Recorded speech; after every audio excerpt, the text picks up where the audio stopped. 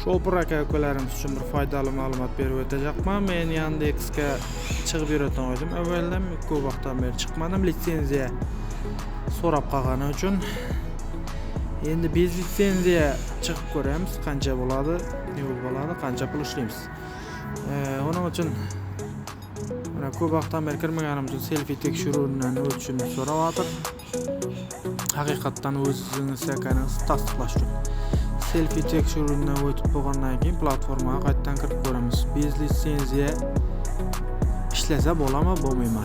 Yo litsenziya sotib olish kerakmi?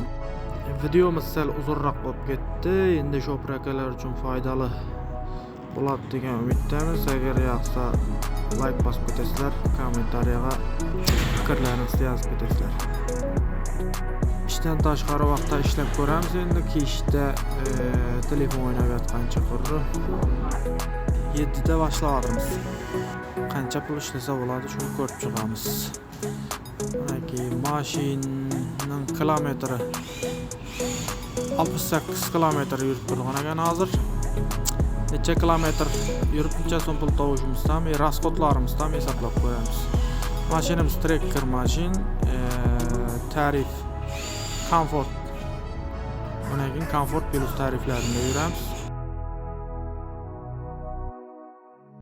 Ustuvorligimiz 39, bu degani adavr past degani, litsenziya bo'lmagani uchun ustuvorligimiz past.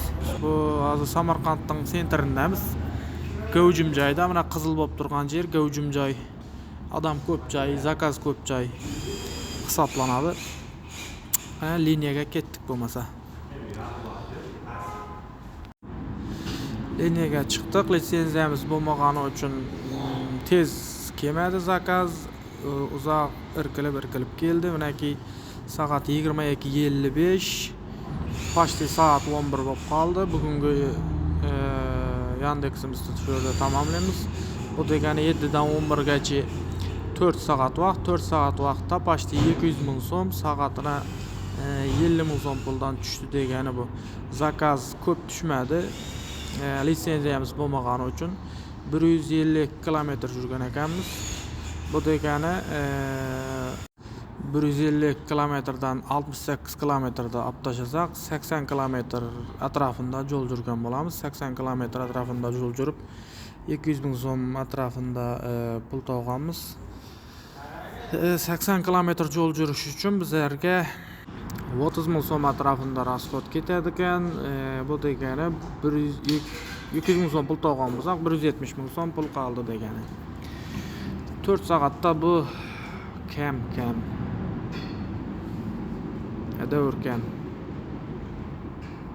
Nima deganda ko'proq tushish kerak edi aslida. Litsenziya so'ramasdan avval soatına 100 ming so'm atrofida pul tushadigan edi. Hozir bo'lsa 50 ming so'm, 45 ming so'm atrofida pul tushib turibdi.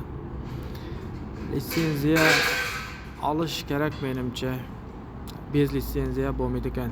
Bu endi men o'zimning xulosam, ishlab yurganlarni bilmadim, lekin men o'ylashimcha adavr kam bu.